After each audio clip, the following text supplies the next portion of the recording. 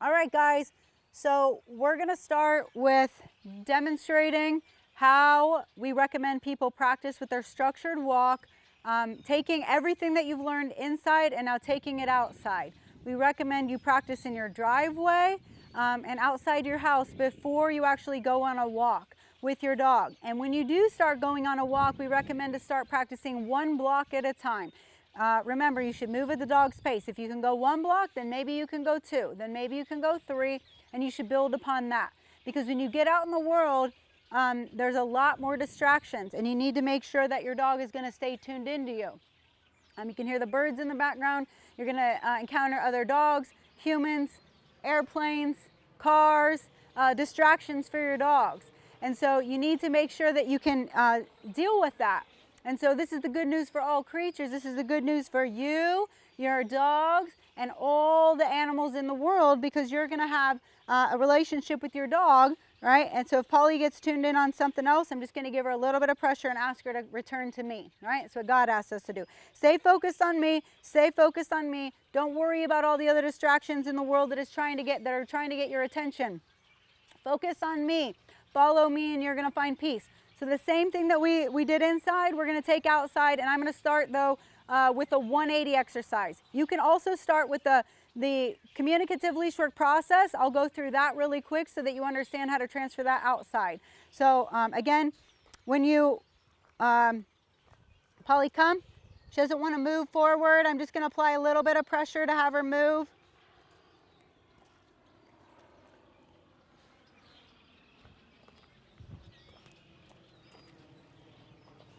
Stop. Polly, sit. A little pressure up. Plain. And so, Polly, come. And do it again.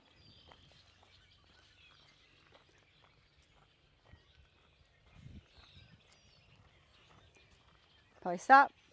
Polly, sit. Same thing. So your dog should be sitting at crosswalks and other areas that if you need to stop and talk to someone, your dog needs to be in a sit. This is anticipatory. It tells them, hey, you need to pay attention to me for what I'm going to tell you. It comes next. But meanwhile, I need you to wait for me. Wait for what is coming next. Okay?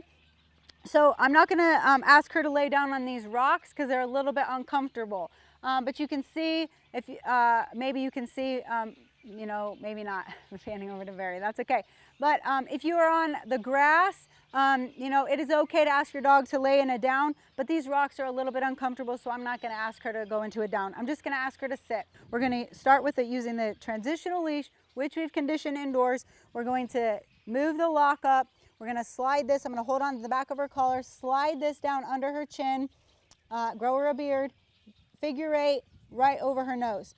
Now Polly's ready for this to be outside. I don't have any treats on me outdoors because most likely you're not going to have treats on you during the walk. So now this is in a transitional position, and now I'm ready to start practicing the structured walk.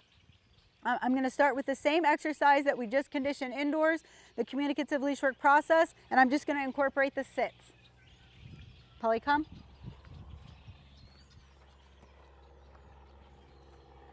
Polly, come. Good girl. Good girl.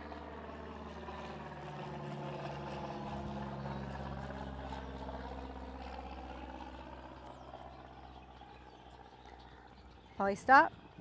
Polly, sit.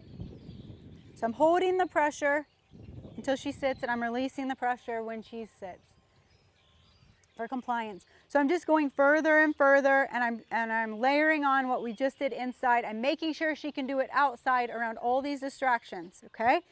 Polly, come. Take the leash across your body again. Polly, come. Make sure not to let the leash slide through your hand. Your hand should be relaxed by your side, and your dog should be by your side. When you cut to the left, give your dog a little bit of leash. They should get out of your space to respect your space.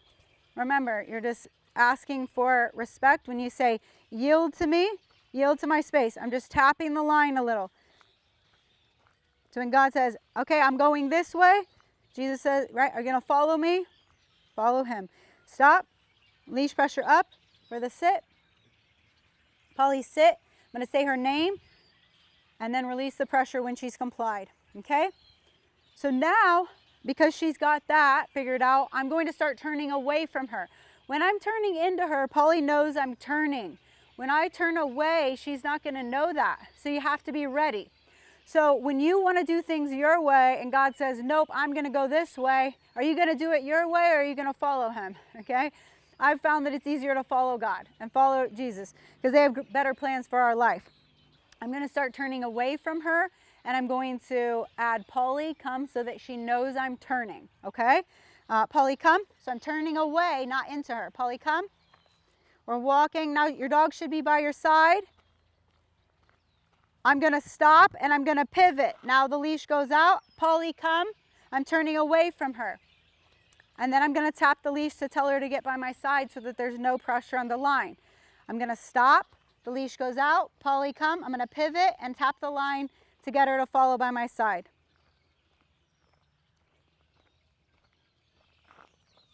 Polly, come.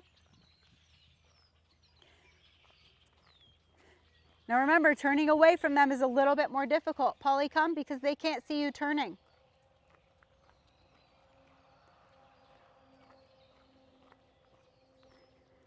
Polly, come.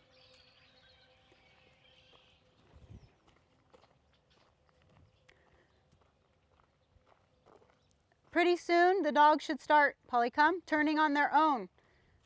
Right? God can talk to us and use his voice to tell us things. Polly, come. You can learn to train yourself to listen to God's voice. And pretty soon, Polly, come. She's going to start turning. She's turning that way. Polly, come. Polly, come. There she goes. There was a first turn on her own.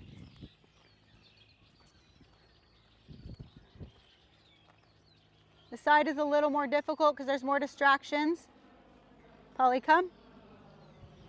There's a plane she's looking at. I'm waiting for her. Polly, come.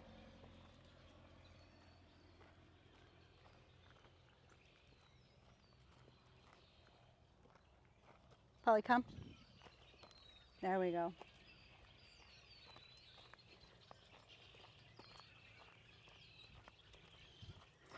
Polly, come.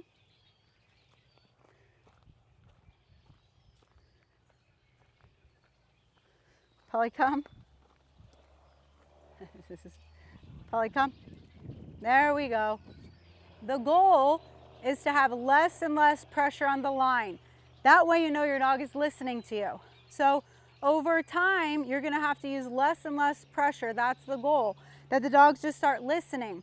So over time, when we start listening to God, he has to use less and less pressure to communicate with us. And so, Polly, come. I'm feeling less and less pressure on the line that I'm having to use with her. Stop. Polly, sit.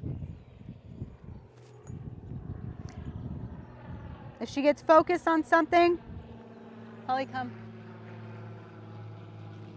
Come.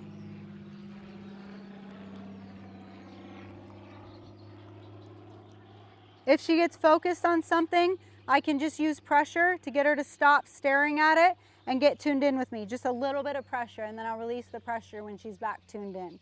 So the 180 exercise, Polly, sit, is what I recommend that you start with before you actually leave your driveway to go on a walk.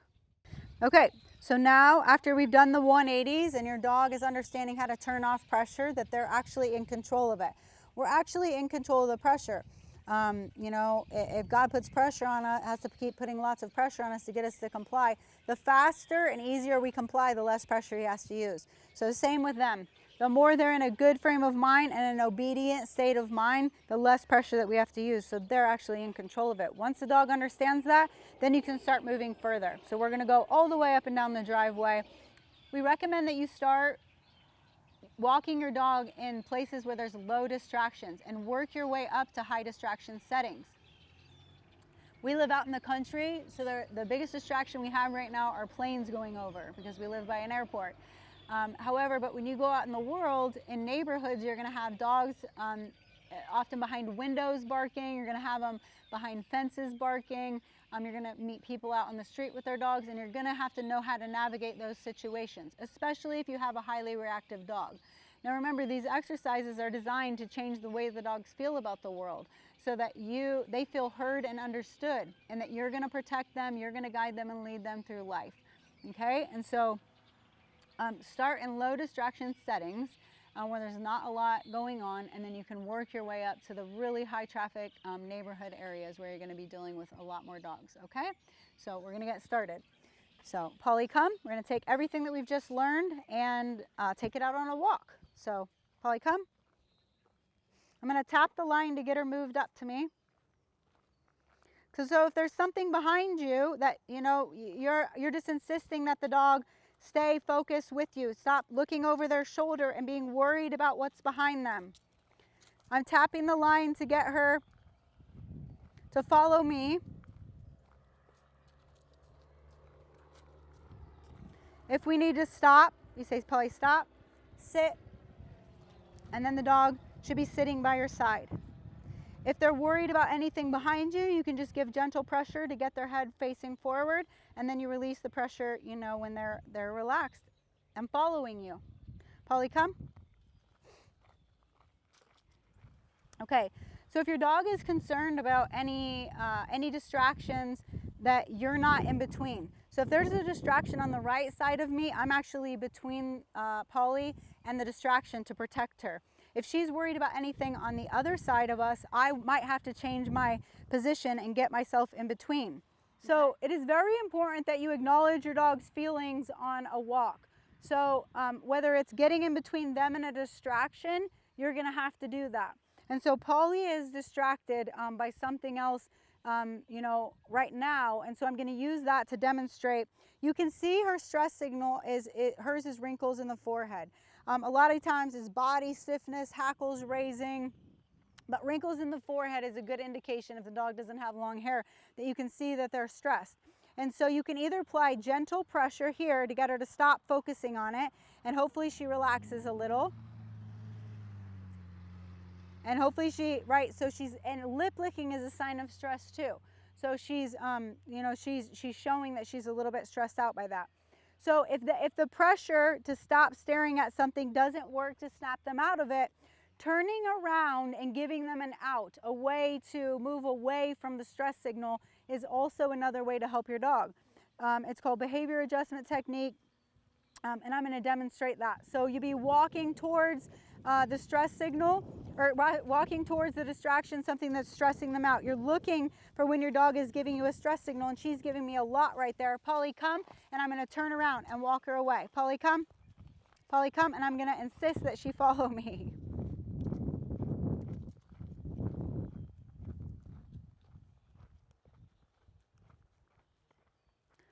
Polly, come. And now we'll walk back towards the thing that was causing her stress and wait for her stress signal, which is right there, the wrinkles on her forehead.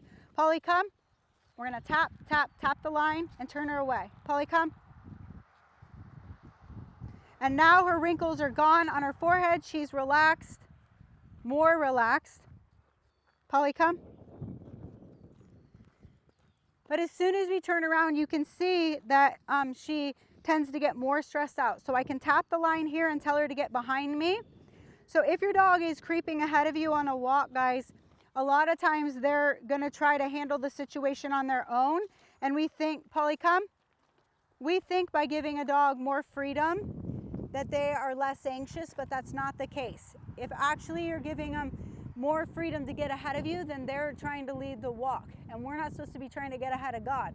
We're supposed to be, and I'm not trying to say that I'm God, but I'm saying we're not supposed to try to get ahead of Jesus, who we're following, and they are supposed to be following us. And so by getting ahead of us, so now she can look around, that's curiosity. She's looking around. Okay, that's normal curiosity, but staring and fixating on something is not healthy. That's a sign of worry. So normal curiosity, looking at something and being curious about it, is very normal for a dog and a human. But stopping and fixating and being worried about it, that's not healthy. So when the dog, so I'm asking her to turn her back to the distraction, the thing that is causing her stress, and that is a sign of trust. Trusting that I have her back, okay? It's how we, again, trust to follow Jesus, that he's got our back. So when she's relaxed, I can move forward again towards the distraction. But again, you don't want to move forward until your dog is relaxed. And now she's relaxed, her wrinkles are gone, she's not so focused on the distraction that it was causing her stress. So we'll start walking again. We can turn around. Polly, come. But the biggest thing, Polly, come, is that you have your dog focused on you. Polly, come. So here we go towards the distraction. She needs to stay behind me. But you want to make sure your dog stays behind you and that your arms are relaxed. This is where they should be walking.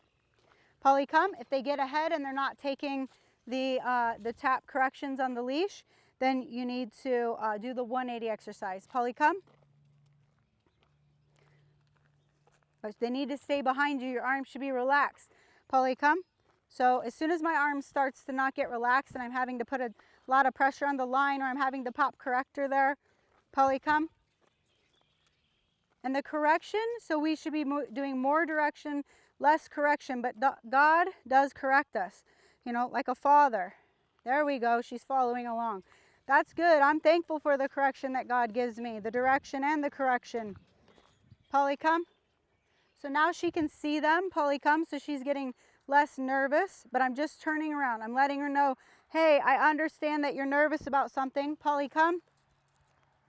I acknowledge her feelings, but she still needs to move forward and follow me, because if she locks up on me and she says, I don't want to move forward for whatever reason, then we're at a standstill, right? And so if we, do that to God and say, hey, we're not moving, we're just going to stay right here, we're not comfortable, well, then there's nothing else he can do. So it's important that you guys know how much pressure you can put on a dog, or how much pressure is good, healthy, gentle pressure to move them beyond the point of fear where they're stuck. So, people battle fear and anxiety all the time. So do dogs. Fear is false evidence appearing real, and you got to help them through that, because otherwise they're going to stay stuck. So Polly, come.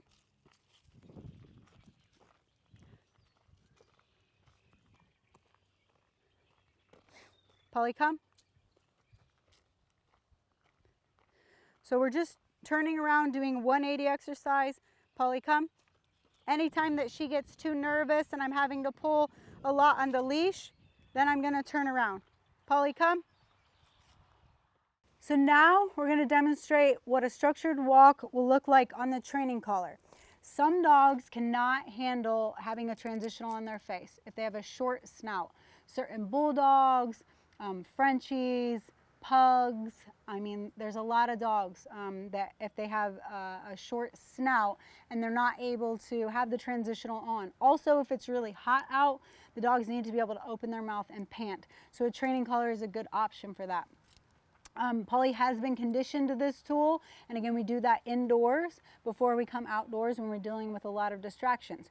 Every tool we walk through on the communicative leash work process. So I'll walk through that a little, and then she also has comfort tips on here, so you can see that the comfort tips, a lot of dogs that have allergies and they have sensitive skin, that's going to help them, and they're designed to do exactly what they say, to provide comfort. So I'm just going to walk through the communicative leash work process so that you can see without adding on the sit and the down, just so you can see. The leash should be across my body. Polly, come.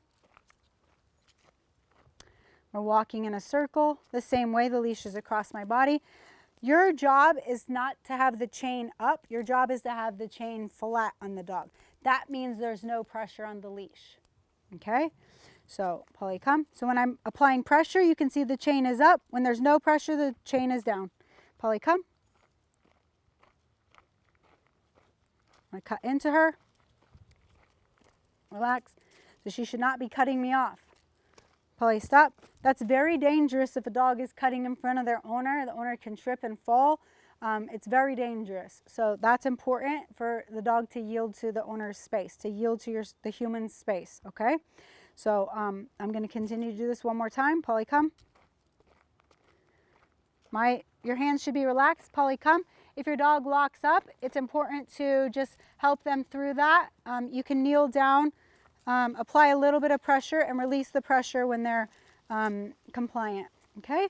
So when you come to a stop, a little bit of pressure up. That's the chain up. I'm applying pressure.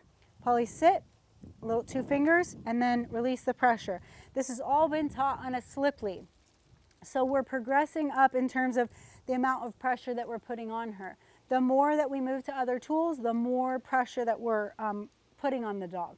So you have to be ready. You have to be sure that the dog is ready for that next step. Okay? So that is me turning into her. That is the communicative leash work process. I'm not going to ask her to go into a down on the rocks because it's just a little, it'll be just uncomfortable for her. So I'm just asking her to hold the sit. So now I'm going to start turning away from Polly. I was turning into her with the communicative leash work process. That's yielding. I'm going to start turning away from her and do the 180s. And again, that's a little bit more complicated. It's a little bit harder for the dogs because they don't know you're turning. But you should still, you know, apply pressure, give them the command before you give them the pressure. So Polly, come. Tap, tap, tap. I'm going to give the pressure on the side of their neck, not straight down their back. So when your dog locks up, I'm just going to kneel down and wait till she, apply a little bit of pressure and wait till she comes to me. If a dog locks up, you've got to help them through that. So a lot of times dogs are fearful on walks. They have anxiety that you're helping them work through. So you don't want to leave them stuck. If they lock up on you right there, it's important to kneel down, put a little bit of pressure on the dog.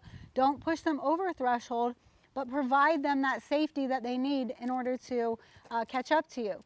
A lot of times also a dog will need to lean on you, right? Like we need to lean on God, you know. We need to lean on Jesus. It's basically like allow them to, you can allow them to do that when they're in a good frame of mind and they just need that support, okay? Because that's them looking to you for guidance, trusting you, and it's okay to allow them to do that, okay? So Polly, come. We're gonna get her moving now again. Good. So we're gonna let the line out. I'm gonna stop and I'm gonna pivot. I'm gonna stop on my right, I'm gonna pivot here, let the line out. Polly, come. Give her a little tap and then she's locking up again. I'm gonna kneel down. Give her a little pet, and here we go again. Polly, come. Come.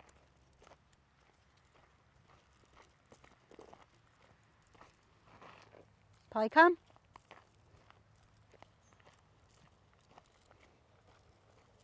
And now your dog should be walking by your side without a lot of pressure on the line. Your arms should be relaxed. Stop, Polly. Polly, sit. Again, you should say their name before the command. But your arms should be relaxed. And this allows the dog to understand that they have a new tool on them, that you're communicating with them. And now that we've got the 180s down, I'm going to show you what it would look like on a full structured walk up and down the drive. But remember, on this tool, you don't have full control of the dog's head. So they can flip their head around. You know, they have more control. They have control of their mouth, which is their last defense mechanism. So if you ask the dogs which they would choose, a transitional leash or a training collar, most often dogs would choose the training collar. And we're just going to keep on walking here. And there should be no pressure when the dog is in a relaxed frame of mind. You can tap them on the line a little. Polly, come. She gets a little bit ahead. Make sure you're putting the pressure on the collar on the side of their body, not straight down their back. Polly, come. She's more focused on other stuff. Polly, stop. Sit. A little pressure up. You can sit and look at the camera. There you go. And so you can see how it's just a different tool, but it's the same type of pressure on, pressure off, you know, to communicate with the dog. So Polly, come. Polly, come. Come. There we go. I want to demonstrate how you add additional dogs. So basically, that is how you teach one dog a structured walk. But some dogs that are insecure actually need other dogs to help them on a walk.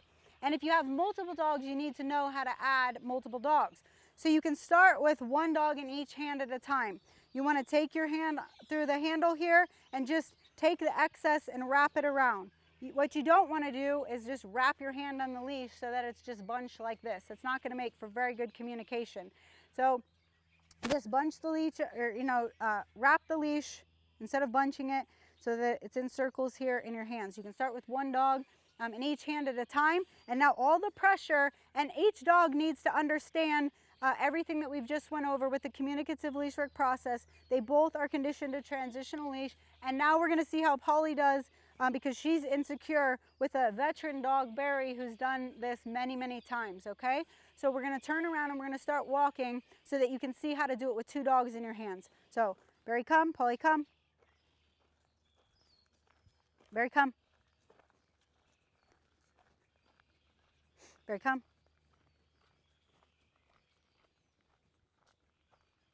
Come, guys.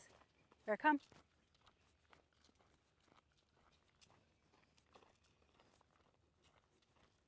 A lot easier.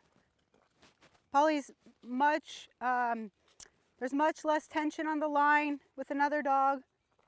Stop. And I could incorporate a sit, but I'm not going to because of Barry's hips. So I'm just asking them to sit with me. And so Polly's a lot more distracted about the camera, so I'm having to do a lot more pressure with her. Barry, again, he's so used to this. He's been training with me for a very long time. Barry's 11 years old, and he's the one that, you know, I searched out all this training in order to keep him. He was a rescue as well. So I'm just asking them to stay tuned in with me. They don't have to sit, but they just need to relax with me.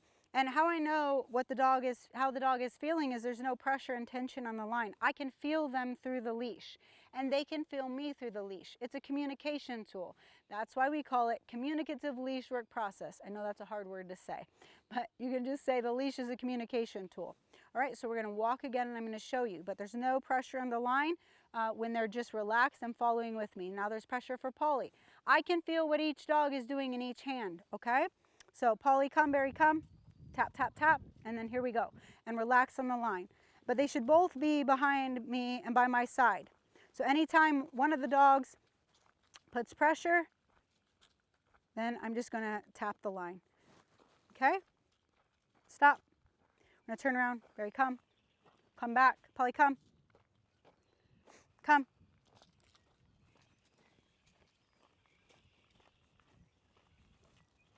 Now, Polly's much more relaxed with another dog. So adding additional dogs, guys, insecure dogs feel better when there's other dogs that are more confident and secure about the world to walk with them. So when you have 3 dogs, you know, I'm going to show you how to put 2 dogs in one hand. You can eventually do that when you're ready. Or if you have 3 dogs, you know, you can try to put them all on one side, or you can split them up and put one dog in one hand and the other dog's in your other hand. And so Bianca's laying down. She's really tired here, so we're going to get walking, and I'm just going to show you how it looks to start walking and practicing with a pack of dogs.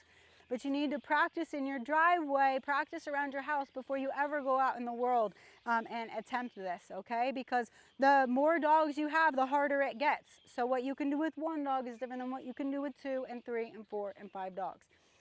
Okay, so I'm just gonna give them all commands to start walking. We're gonna turn around. Polly, come. Barry, come. Bianca, come. I'm gonna move Bianca on the inside. The dogs that need more direction should be closer to you. Barry's done this so much that he doesn't need much direction. Come, Barry.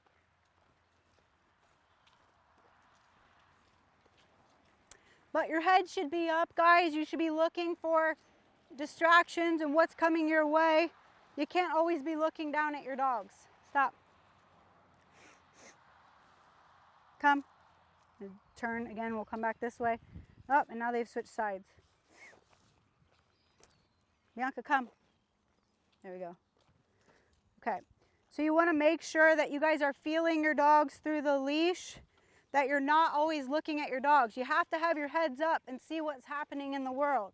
Your job is to navigate distractions for your dogs.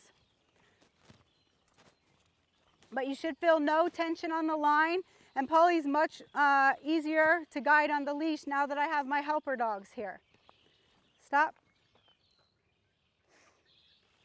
And you can do a sit. Polly, sit. There we go.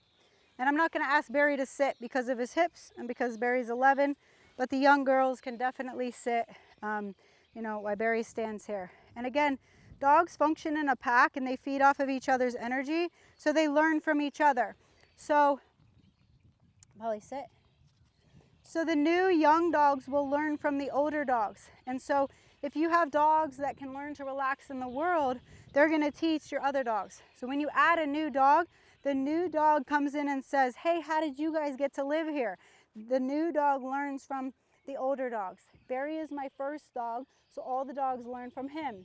Then it would be my other dogs, but in order of these guys, then it would go Bianca, then it would go Polly. So it is important that you make sure that you have the training right with your resident dogs before adding, you know, a new dog on your pack hikes and your pack walks.